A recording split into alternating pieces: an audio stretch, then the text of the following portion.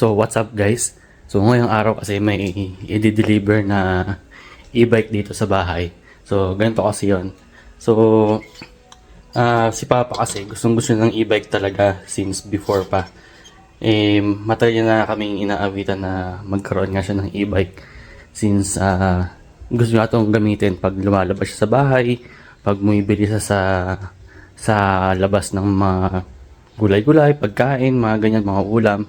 So, gusto niya ng e-bike since para hindi na siya mahihirapan, hindi na siya magbabike kasi mahirap gamitin na yung bike namin ngayon. Actually, meron nga talaga akong e-bike which is ito, na iniwi ko nga siya dito sa Pilipinas para dito na lang magamit. Pero maliit lang kasi siya, pero maganda siya. Kaso nung iniwi ko dito, mas lalo siya nasira. So, hindi rin namin nagamit masyado, hindi ko rin nagamit masyado, mas lalong hindi nagamit ni Papa. So, nag-decide talaga siya na i-personal lang na bumili siya ng sarili niyang e-bike. Pero yun nga, ireregalo na lang namin sa kanya ng advance para sa birthday niya. So yun, ngayon siya i-deliver. Ever since na hindi pa siya nagbe-birthday, yun na talaga yung wish niya. Since medyo malapit na yung birthday niya sa May. So, in-advance na namin yung regalo namin sa kanya na e-bike. Kala mo siya yung bumili, no?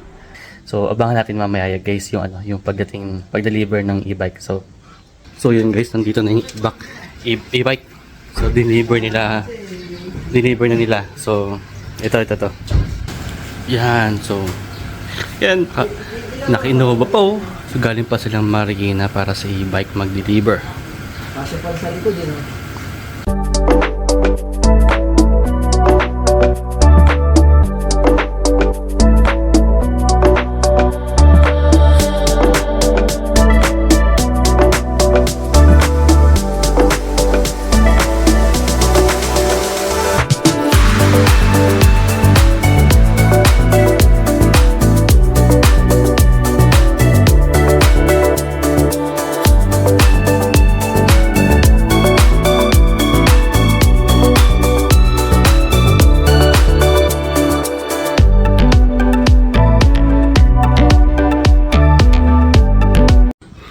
So ayun, pinag-practice ko na yung tatay ko na kung paano mag-drive ng e-bike.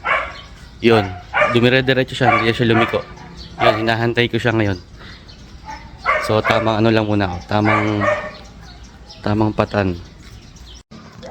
So update guys, nakakailang minuto na ako naghihintay, hindi pa rin nakakabalik yung tatay ko. Ano nang nangyari doon? Hindi ko naman alam saan siya pupuntahan. So ang tagal. Isang street lang naman yung iikutan niya dito pero sobrang tagal niya. So ayun na guys, nandito na siya.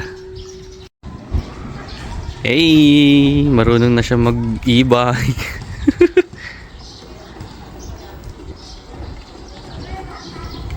Sige pa, dumiretso ka pa. Diretso mo.